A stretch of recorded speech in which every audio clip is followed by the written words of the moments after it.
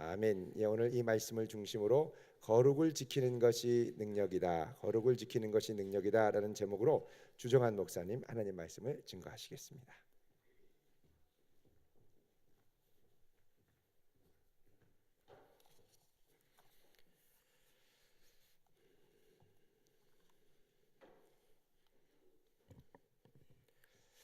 네, 제가 오늘 오후에는 찬양을 안 했지만 여러분들이 아시는 것처럼 제가 얼마 전부터 우리 교회에서 찬양 인도를 하고 있습니다. 예, 잘 하죠? 제가 저희 교회 오기 전에 한 15년 정도 찬양 인도를 했었습니다. 그냥 갑자기 한 건 아니고요. 계속 했었습니다. 근데 우리 교회 와서는 1년 정도 찬양을 전혀 안 했는데요. 어떤 분이 찬양 인도 하는 거 보고 그런 얘기 하시더라고요. 그동안 찬양하고 싶으셔서 어떻게 참으셨어요? 찬양하고 싶어 어떻게 참으셨어요? 그래요. 근데 제가 사실 별로 아쉬움은 없었는데요. 근데 막상 다시 찬양 인도를 하게 되니까 참 감사하더라고요. 참 감사하고 또 개인적으로는 언제 또 이런 기회가 주어질지 모르기 때문에 내가 마지막일 수도 있겠다라는 마음으로 열심히 하려고 생각하고 있습니다. 근데 사실 저는 찬양하는 것, 그 노래하는 데 있어서 굉장히 열등감이 많았던 사람입니다. 저의 원래 가족들 중에서 제가 노래를 제일 못하거든요. 이렇게 말하면 어떤 분은 참 자랑도 가지가지로 한다고. 근데 사실은 그렇습니다. 요새는 별로 기회가 없는데 예전에 가족들끼리 그 노래방을 가면 제가 끝까지 부를 수 있는 노래가 별로 없었습니다. 그래서 제가 어린 나이에 참 좌절을 많이 했습니다. 난 왜 이렇게 노래를 못할까? 근데 그게 왜 그랬냐면 생각해 보니까 그 우리나라 가요들은 노래방 가면 가요 많이 부르잖아요. 근데 우리나라 가요들은 후반부에 가면 음이 되게 높게 올라갑니다. 고음이 많이 나와요. 저는 고음이 잘 안 나거든요. 그러니까 노래를 끝까지 부를 수가 없는 겁니다. 시작을 잘하는데 끝에는 부를 수가 없는 거예요. 그래서 노래하는 거 사실 되게 싫어했었습니다. 근데 제가 찾아보니까 끝까지 부를 수 있는 노래가 있더라고요. 예, 있더라고요. 혹시 어떤 노래인지 짐작이 가시나요? 찬송가하고 복음성가. 찬송가하고 복음성가. 교회에서 부르는 노래는 여러분 악보 보시면 그 오선지의 제일 위에 줄을 거의 안 넘어가거든요. 근데 제가 거기까지는 소리가 나니까 그리고 또 감사하게 낮은 음은 그 낮은 음 자리 제일 아래줄까지 소리가 나니까 교회 안에서 부르는 노래들은 뭐 거의 다 부를 수가 있는 겁니다. 제가 어느 날 그 사실을 알았을 때 마음속으로 드는 생각이 있었습니다. 하나님께서 찬송가 부르라고 딱 그 음역대에 맞는 목소리를 주셨구나. 제가 그 사실을 깨닫고 그날로 가요를 끊고 찬양만 열심히 부르며 살고 있습니다. 생각해보면 정말 하나님 은혜입니다. 노래에 열등감이 참 많았거든요. 노래하는 거 별로 좋아하지 않았는데 찬양할 수 있게 하신 것만 해도 하나님의 은혜인데 그것도 가장 앞자리에서 다른 사람들 앞에서 찬양 인도까지 하게 하시니 얼마나 큰 하나님의 은혜인지 모르겠습니다. 오늘 우리가 함께 읽은 이 본문에는 저와는 감히 비교할 수도 없는 아주 깊은 상실감과 깊은 열등감에 빠진 한 여인이 나옵니다. 그는 그때 당시 여성의 가장 중요한 사명이라고 할 수 있는 아이를 낳는 일에 계속 실패했던 여인입니다. 그 당시 여성의 존재 가치는 아이를 낳는 것을 통해서 완성이 되었는데 그 여인은 계속 아이 낳는 일에 실패했습니다. 얼마나 큰 괴로움과 열등감에 사로잡혀 있었을까요? 우리는 비슷한 시기에 아이를 낳지 못해서 굉장히 괴로워하던 사무엘상 1장에 나오는 한나의 이야기를 이미 알고 있습니다. 그 한나의 이야기를 통해 오늘 본문의 이 여인도 아이를 낳지 못했을 때 얼마나 괴로웠을지를 짐작해 볼 수 있습니다. 그런데 그 여인에게 놀라운 일이 일어나기 시작합니다. 갑자기 하나님의 사자가 나타나서 이렇게 말하는 겁니다. 네가 이제 임신해서 아들을 낳을 것이다. 지금까지 임신을 하지 못했던 여인에게 아들이 생긴다니 이게 얼마나 놀라운 일입니까? 자기에게는 불가능하다고 생각했던 일이 이제 일어나려고 하는 겁니다. 그런데 하나님의 사자의 말은 거기서 그치지 않습니다. 이어서 이렇게 말합니다. 그리고 그 아들이 블레셋으로부터 이스라엘을 구원하기 시작할 것이다. 아니, 아들을 낳는 것만 해도 너무 감사한데, 자녀가 생긴 것만 해도 너무 감사한데, 그 아들이 이스라엘의 구원을 시작하는 하나님의 사람이 될 거라는 겁니다. 정말로 놀라운 하나님의 은혜이지요. 여러분, 오랫동안 임신하지 못하여 아이를 낳지 못하는 여인에게서 이스라엘을 구원할 자가 나온다는 것은 하나의 상징입니다. 사사기를 처음부터 읽어왔던 분들은 오늘 본문을 보면서 뭔가 좀 이상한 점을 느끼실 수 있습니다. 삼손 이전에도 많은 사사들이 나오는데요, 하나님께서 이전의 사사들을 보내셨던 것과 오늘 본문은 조금 패턴이 다릅니다. 앞에 나왔던 사사들과는 다르게 삼손의 등장에는 한 가지 빠진 게 있습니다. 뭔가 하면 이스라엘 민족이 간구하는 내용이 빠졌습니다. 보통은 이방 민족의 압제에 힘들어하는 이스라엘이 하나님께 간구할 때, 하나님께 부르짖을 때 하나님께서 그들을 구원하실 수 있는 구원자, 사사를 보내주셨는데, 오늘 본문에서는 그러한 간구의 과정이 없음에도 불구하고 하나님께서 직접 천사를 보내서, 하나님의 사자를 보내서 구원자가 태어날 거라고 선포를 하십니다. 그렇다면 이스라엘 민족은 왜 블레셋의 압제 속에서도 하나님께 간구하지 않았을까요? 왜 부르짖지 않았을까요? 학자들은 이스라엘 자손들이 극도로 타락해서 너무 많이 죄에 빠져 있어서 하나님께 간구할 힘도, 그렇게 부르짖을 생각도 없었다고 설명합니다. 이미 그렇게 사는 게 익숙한 겁니다. 나를 압제하는 그 사람에게 맞서 싸워서 내가 살아야 하는 그 땅을 회복시키려고 하는 생각이 아니라 그냥 그들을 피해서 사는 게 편한 겁니다. 그냥 그렇게 타협하면서 사는 게 어느새 습관이 된 겁니다. 그런 상황이 되니까 압제가 압제처럼 느껴지지도 않았을 겁니다. 저 사람들은 원래부터 우리를 괴롭히는 사람이고 우리는 원래부터 그렇게 괴롭힘 당하는 사람으로 생각하며 지금 억눌려 있는 이 현실이 마치 당연한 것처럼, 평범한 것처럼 여겨졌을 것입니다. 마치 스스로는 생명을 잉태할 수 없었던 한 여인과 같이 이스라엘 민족 스스로는 아무것도 할 능력도 생각도 의지도 없었습니다. 그래서 그런 이스라엘 민족에게 하나님께서 직접 사자를 보내어 은혜를 베풀어 주십니다.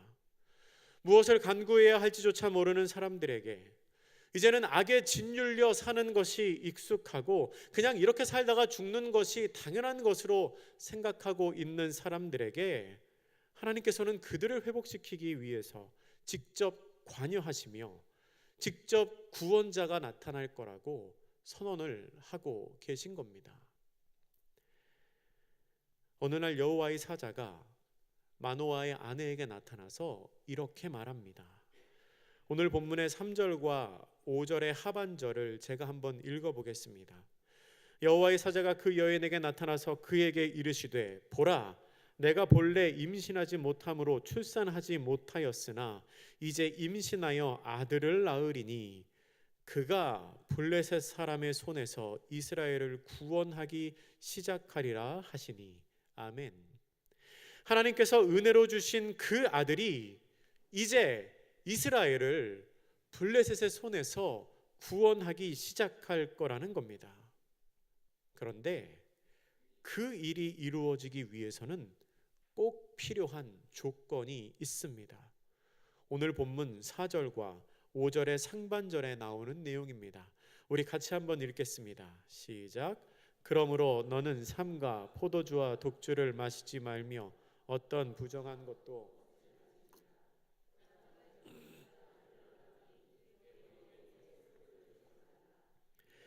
태에서 나옴으로부터 하나님께 바쳐진 나실인이 됨이라. 아멘. 여호와의 사자는 그가 태에서 나옴으로부터 하나님께 바쳐진 나실인이라고 말합니다. 여러분, 나실인은 하나님께 자신을 거룩하게 드리기 위해서 서원한 사람을 뜻합니다.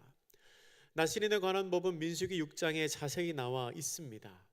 그런데 이제 태어날 그 아이도 하나님께 바쳐질 나실인이기 때문에 그 아이를 거룩하게 구별하여 하나님께 바쳐야 한다는 겁니다. 그러기 위해서 그 아이가 지켜야 할 법이 있는데 바로 오늘 본문 4절과 5절에 나오는 내용입니다.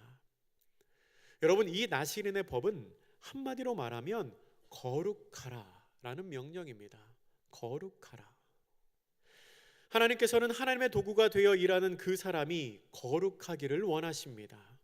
하나님을 모르는 다른 사람들과는 좀 구별된 삶을 살기를 원하십니다. 세상 사람들과는 다르게 살기를 원하십니다. 또한 거룩하게 살되 그냥 혼자만 숨어서 아무도 보지 않는 데서 나만 혼자 그 거룩을 유지하는 것이 아니라 드러내놓고 많은 사람들이 있는 곳에서 그 거룩을 자랑하기를 원하십니다. 나실인으로 태어난 삼손에게 요구하셨던 그 명령은 이 시대, 우리가 사는 이 시대 속에 하나님의 사람으로 살아가야 하는 우리에게도 똑같이 적용이 되는 말씀입니다. 여러분, 우리도 구별된 삶을 살아야 합니다. 우리도 거룩하게 살아야 합니다.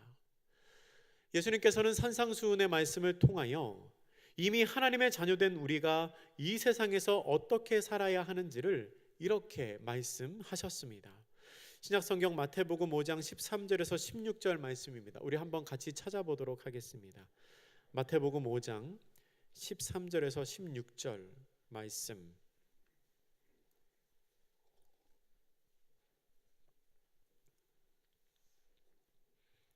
찾으셨으면 조금 길긴 하지만 우리가 한 목소리로 같이 읽겠습니다. 시작. 너희는 세상의 소금이니 소금이 만일 그 맛을 잃으면 무엇으로 짜게 하리요? 후에는 아무 쓸데 없어 다만 밖에 버려져 사람에게 밟힐 뿐이니라. 너희는 세상의 빛이라. 산 위에 있는 동네가 숨겨지지 못할 것이요 사람이 등불을 켜서 말 아래에 두지 아니하고 등경 위에 두나니 이러므로 집안 모든 사람에게 비치느니라. 이같이 너희 빛이 사람 앞에 비치게 하여 그들로 너희 착한 행실을 보고 하늘에 계신 너희 아버지께 영광을 돌리게 하라. 아멘. 예수님께서는 이 말씀에서 분명히 우리에게 말씀하고 계십니다. 너희는 세상의 소금이다. 너희는 세상의 빛이다. 여러분, 소금과 빛이 그 역할을 제대로 감당하기 위해서는 두 가지의 조건이 충족되어야 합니다. 먼저 소금끼리 빛끼리 모여 있으면 안 됩니다. 소금이 소금끼리 있을 때는 소금으로서의 별 의미가 없습니다. 빛이 환한 곳에는 빛 하나가 더해지는 게 크게 의미가 없습니다. 환한 대낮에 손전등 들고 다니는 사람은 좀 이상한 사람입니다. 이미 간이 다 맞춰진 음식에 소금을 더 넣는 사람도 좀 이상한 사람이지요. 그건 소금과 빛의 역할을 제대로 감당하지 못하는 것일 뿐만 아니라 오히려 그 가치를 낭비하는 일입니다. 그래서 예수님께서는 이렇게 분명히 말씀하고 계신 겁니다. 너희는 세상의 소금이다. 너희는 세상의 빛이다. 여러분, 우리는 교회의 소금이 아닙니다. 교회의 빛이 아닙니다. 소금과 빛은 그것이 결핍되어 있는 곳에 갔을 때 그 가치를 인정받습니다. 어두운 곳, 썩어진 곳이 우리 그리스도인들이 있어야 할 자리입니다. 두 번째로, 자신이 있는 그곳에서 소금과 빛의 속성을 잃어버리면 안 됩니다. 소금과 빛의 역할을 감당하기 위해서는 맛을 잃어버린 곳, 부패한 곳, 어두운 곳에 가야 하는데 문제는 거기서 그 상황에 동화되면 안 된다는 겁니다. 내가 어두움을 밝혀야지 어두운 곳에 가서 나까지 어두워져 버리면 안 됩니다. 내가 썩는 것을 막아야지 그곳에 가서 나도 같이 썩어져 버리면 안 됩니다. 그러면 더 이상 소금과 빛이 아니게 됩니다. 그렇게 소금과 빛의 속성을 잃어버리지 않기 위해서는 우리에게 거룩의 능력이 필요합니다. 거룩을 지키는 능력이 필요합니다. 또한 그 거룩을 지키는 것이 우리의 능력이 됩니다. 여러분, 우리는 분명히 세상 속에서 살아야 하지만 세상과는 달라야 합니다. 구별되어야 합니다. 세상이 틀린 것을 옳다고 말하고, 이제는 시대가 바뀌었다고 말하고, 누구나 다 그렇게 살아간다고 말하고, 심지어는 하나님도 이해하실 거야 라고 말하며 우리를 유혹해도, 여러분, 우리는 그 유혹에 넘어져서는 안 됩니다. 그렇게 세상과 같아지는 순간 우리의 거룩의 능력은 사라집니다. 그렇다면 우리가 어떻게 거룩하게 살 수 있을까요? 우리가 어떻게 그 거룩의 능력을 유지할 수 있을까요? 거룩의 능력은 자각하는 것에서 나옵니다. 내가 스스로 그런 존재라는 것을 깨닫는 데서 나옵니다. 제가 다녔던 신학교, 제가 서울의 장신대 신대원 졸업했는데요. 그 장신대에서는 학부생이든지, 그러니까 대학생이든지 신대원생이든지 상관없이 잘 모르는 사람은 그냥 전도사님이라고 부릅니다. 전도사님. 실제로 뭐 사역을 하는지 안 하는지 그것과는 상관없이 그냥 호칭이 조금 애매하면 그냥 전도사님이라고 부르는 겁니다. 근데 처음 전도사님이라는 말을 들은 신입생들은 그 낯선 호칭에 좀 당황을 합니다. 다른 사람 부르는 걸로 착각하기도 하고요. 그리고 그렇게 부르면 저 전도사 아닌데요 라고 말하기도 합니다. 이 전도사라는 말이 신학교에 들어오기 전에는 매우 특별한 호칭 아닙니까? 그 특별한 호칭이 나에게 주어진다는 게, 나를 부르는데 그 호칭이 쓰여진다는 게 굉장히 당황스러워서 잘 적응이 안 되는 겁니다. 근데 조금 있으면 다 적응하죠. 조금 있으면 서로 전도사님이라고 부릅니다. 근데 여러분, 그 호칭에 담긴 놀라운 능력이 있습니다. 아주 놀라운 능력이 있습니다. 그 학교 안에 매점에서 물건을 산다든가 할 때 좀 소란스러워지면 누군가가 이렇게 말합니다. 전도사님, 질서 좀 지켜주세요. 그럼 어떻게 될까요? 조용해집니다. 줄을 잘 씁니다. 심지어는 이런 일도 있습니다. 물론 저도 들은 얘기지만요. 그 대학생들은 군대 제대하고 예비군 훈련 통지서가 오면 학교별로 가서 훈련을 받습니다. 그걸 이제 학생 예비군이라고 하는데요. 이 신학생들이 학생 예비군을 가면 예비군 대대 병사들이 굉장히 좋아한다고 합니다. 보통 일반 대학생들은 예비군 가면 말 되게 안 듣거든요. 멀쩡한 사람도 군복만 입혀놓으면 좀 이상해진다 그러잖아요. 저도 경험을 해봐서 잘 아는데, 근데 보통 예비군들은 그냥 선배님 이렇게 부릅니다. 선배님. 근데 통제가 잘 안 됩니다.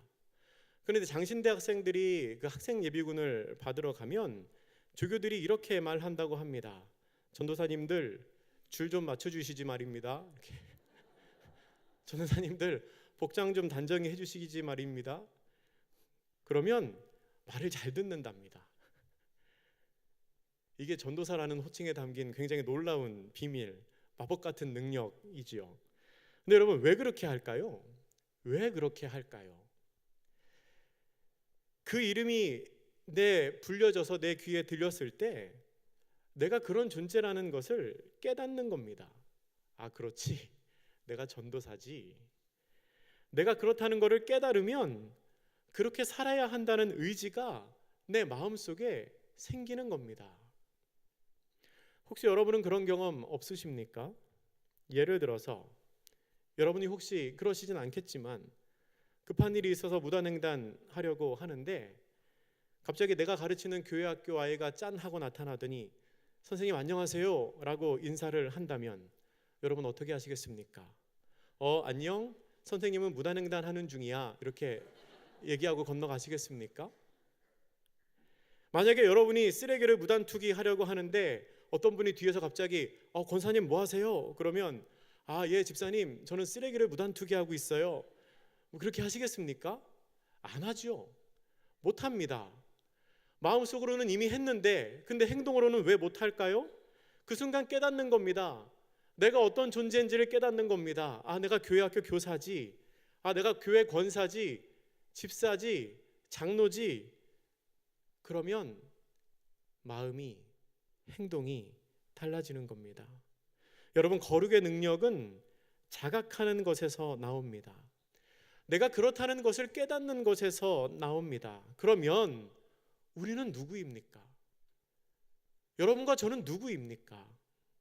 여러분, 우리는 하나님의 자녀입니다. 내가 하나님의 자녀라는 것을 계속 기억하는 것에서 우리는 거룩을 지킬 수 있는 능력을 얻을 수 있습니다. 근데 아쉽게도 우리가 교회 안에서는 그걸 잘 기억하는데 밖에 나가면 금방 잊어버립니다. 여러분, 우리는 내가 그런 존재라는 걸 꼭 기억해야 합니다. 그리고 그렇게 살아야 합니다.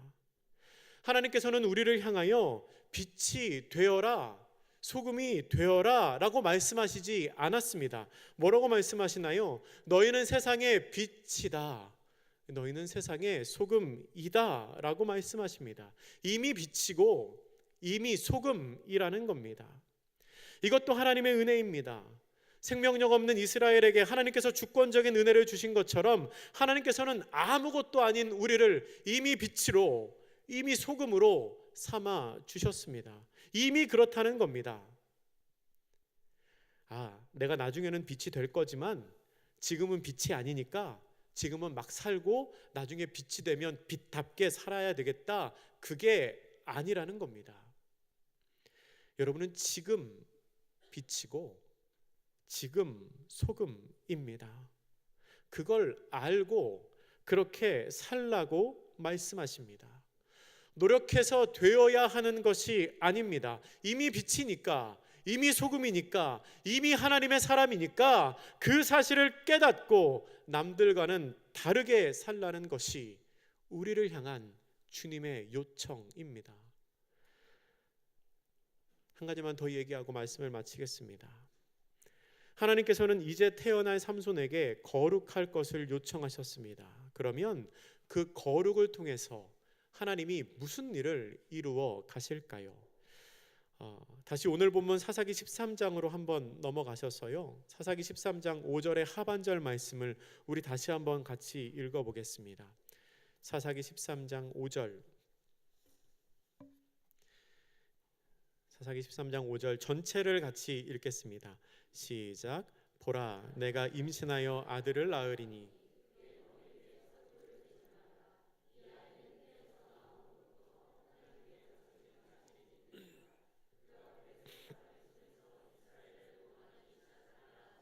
아멘, 아멘. 하나님께서는 거룩할 것을 요청하시면서 마지막에 이렇게 이야기하십니다. 그가 블레셋 사람의 손에서 이스라엘을 구원하기 시작하리라.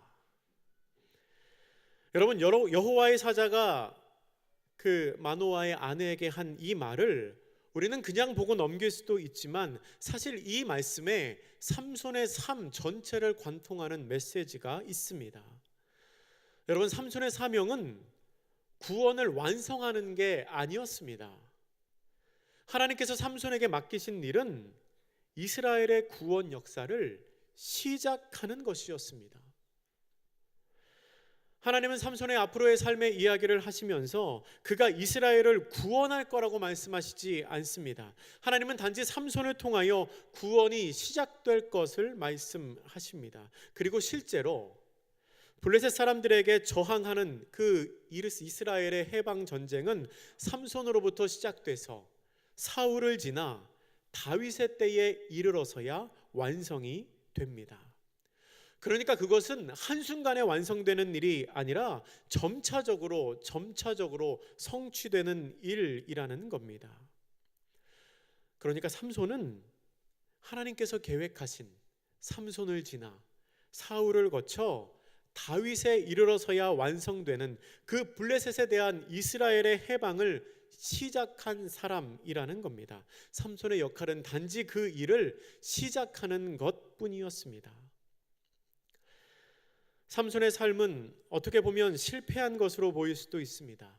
그의 삶 그 자체만 놓고 보면 그렇습니다. 그는 하나님께서 기뻐하시지 않을 만한 행동을 많이 한 사람이었습니다. 또한 다른 사사들과는 달리 그가 죽은 뒤에 그 땅이 평안했다는 기록도 없습니다. 하지만 그렇다고 할지라도, 설사 삼손이 실패했다고 할지라도 그 삼손의 실패가 하나님의 실패는 아닙니다. 그 삼손의 실패는 하나님의 역사를 이루어가는 과정이었습니다. 삼손은 그저 시작하는 사람이었고 그는 그 사명을 훌륭히 감당했습니다. 여러분, 우리의 삶도 마찬가지입니다. 우리는 그냥 하나님의 말씀대로 살면 됩니다. 내가 구원의 완성을 이루려고 하면 욕심이 생깁니다. 조급하게 됩니다. 잘못 가고 있는 것 같아서 자꾸 의심이 듭니다. 그게 아니고요. 그게 아니고 우리는 그냥 거룩하게 살면 됩니다. 하나님께서 우리에게 허락하신 그 삶의 지경 안에서 그냥 내가 할 수 있는 대로 최선을 다하여 하나님의 말씀을 지키며 살아가면 됩니다. 여러분의 삶에 어떤 거대 담론이 필요한 게 아닙니다. 특별한 무언가를 하지 않으셔도 됩니다. 그냥 오늘 하루 하나님의 뜻대로 살면 됩니다. 내가 하나님의 사람이라는 것을 자각하고 하나님의 사람으로서 어떻게 할지 고민하고 실천하면 됩니다. 그러면 그러한 내 작은 거룩이 하나님의 구원 역사의 시작이 됩니다. 구원의 완성은 하나님이 하실 겁니다. 내가 고민할 일이 아닙니다. 내가 할 일은 그냥 내 삶에서 거룩을 지켜가는 일입니다. 그게 우리를 향한 하나님의 계획입니다. 여러분, 우리는 하나님의 자녀입니다. 이미 세상에 비치고 세상의 소금입니다. 이 사실을 잊지 말고 하나님을 알지 못하는 사람들과는 좀 다르게 사는, 구별되게 사는, 거룩하게 사는 복된 성도님들이 되시기를 주님의 이름으로 축복합니다. 기도하겠습니다. 사랑의 하나님, 하나님께서 은혜를 베푸셔서 간구할 힘조차 없는 이스라엘을 향한 구원 계획을 시작하시는 모습을 봅니다. 모든 것이 하나님의 은혜이지만 그러나 그 중에도 주님께서는 저희들이 해야 할 몫을 남겨두셨습니다. 그것은 거룩을 지키는 일입니다. 세상과 다르게 살고 세상과 구별되게 사는 것으로 하나님의 영광을 드러내기를 원하시는 주님, 우리에게 힘과 용기와 지혜를 주셔서 이 험하고 악한 세상 가운데에서도 하나님을 향한 거룩을 잃지 않는 주의 자녀들이 다 되게 하옵소서. 감사드리며 예수님의 이름으로 기도드립니다. 아멘.